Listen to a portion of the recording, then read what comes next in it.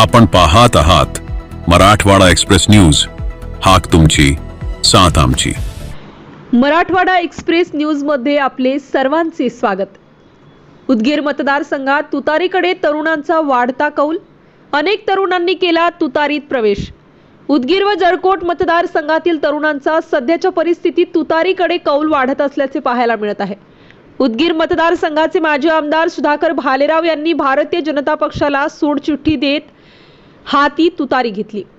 माजी आमदार सुधाकर भालेराव यांनी तुतारीत प्रवेश केल्यापासून उदगीर व जळकोट मतदारसंघातील तरुणांचा वाढता पाठिंबा माजी आमदार सुधाकर भालेराव यांना मिळत असल्याचे स्पष्ट चित्र दिसून येत आहे.